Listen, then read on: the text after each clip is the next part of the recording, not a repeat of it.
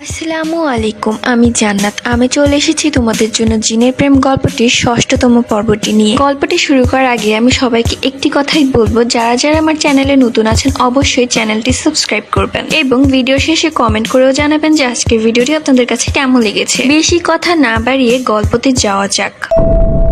শুরু করছি জিনের প্রেম গল্পটির ৬ষ্ঠতম পর্ব। চায়ের কাপ দুটো দেখে মেঘলার মায়ের মনে প্রশ্ন জাগে, রাতে কি কেউ এসেছিল নাকি। সে মেঘলাকে ডেকে ওঠায়। এই মেঘলা, রাতে কি কেউ এসেছিল? মেঘলা ঘুমের চোখে বলে, হ্যাঁ এসেছিল। কি? কে এসেছিল? একটা চায়ের কাপে এখনো চা রয়ে গেছে, 2 কাপ চা বানিয়েছিস কেন?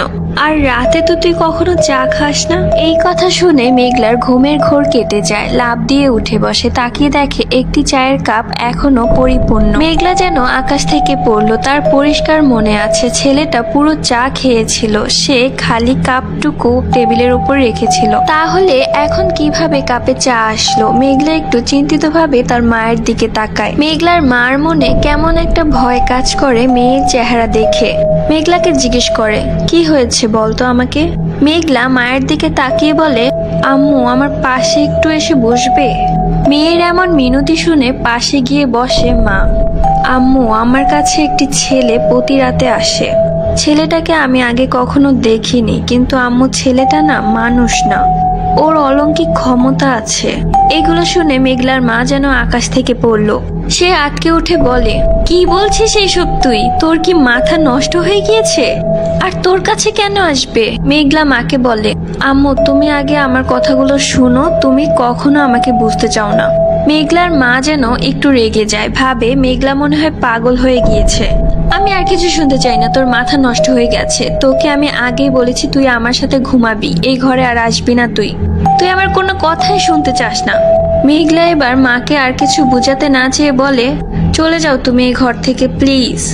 আমার কোনো কথা তোমার শুনতে হবে না, আমাকে একা থাকতে দাও প্লিজ। মেঘলার মা ঘর থেকে বের হয়ে যায়। মেঘলা একটু চিন্তিত মনে কি যেন ভাবতে শুরু করে। সারাদিনও কেউ খবর নিতে আসেনি মেঘলার, এমনকি তার মাও এসে জিজ্ঞেস করেনি মেঘলা কেন খাচ্ছে না। মেঘলা এসবে অবস্থ। তার রাগ জেদি হয়তো তার থেকে সবাইকে দূরে ঠেলে দেওয়ার জন্য দায়ী। তবে মেঘলার তো একজন আছে যে রাতে ঠিক এসে জানতে চাবে সে খায়নি কেন, আর কিছু বলে ঠিকই মেঘলার সব অভিমান ক্ষণিকেই মুছে দিবে। মেঘলা অপেক্ষা করছে বারান্দায় দাঁড়িয়ে, ছেলেটা সময় হলেই এসে পড়বে। মেঘলা যখন অপেক্ষায় মগ্ন, আড়াল থেকে মেঘলার মা দাঁড়িয়ে দেখছে মেঘলাকে। সে সারাদিন মেঘলাকে চোখে চোখে রেখেছে। মেঘলার মা হঠাৎ লক্ষ্য করলো মেঘলা যেন হেসে হেসে কথা বলছে। মেয়ের মুখে এমন হাসির শব্দ অনেক দিন পর শুনেছে সে। তবে মেঘলা কি একা একা কথা বলছে? মেঘলার মা কারো গলাও শুনতে পায় না, শুধু মেঘলার গলার আওয়াজ আর হাসি ছাড়া। মেঘলার মা দৌড়ে বারান্দায় যায়, গিয়ে দেখে শুধুমাত্র মেঘলাই দাঁড়িয়ে আছে, আর কেউ নেই। মেঘলা মাকে দেখে একটু থতমত খায়, জিজ্ঞেস করে, আম্মু তুমি?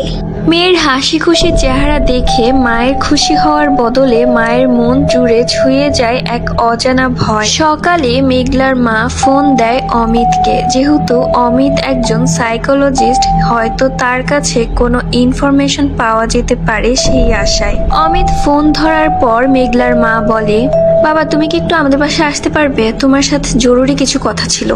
অমিত কিছুক্ষণ পরেই আসে। মেঘলার বিষয়টা অমিতকে খুলে বলে তার মা। সবটুকু শুনে অমিত একটু চিন্তিত মনে হয়। অমিত মেঘলার মাকে বলে, মেঘলা হয়তো এক ধরনের রোগে আক্রান্ত, তবে আমি এখনো নিশ্চিত নই। আমার ওর সাথে কথা বলার দরকার। মেঘলার মা অমিতকে জিজ্ঞেস করে, কি ধরনের রোগ হওয়ার সম্ভাবনা বলে তোমার মনে হয় বাবা? অমিত বলে, এটা মানসিক রোগ, যেখানে কল্পনা আর বাস্তবতাকে মানুষ আলাদা করতে পারে না। হয়তো মেঘলা তার কল্পনায় বাস করতে শুরু করেছে, কিন্তু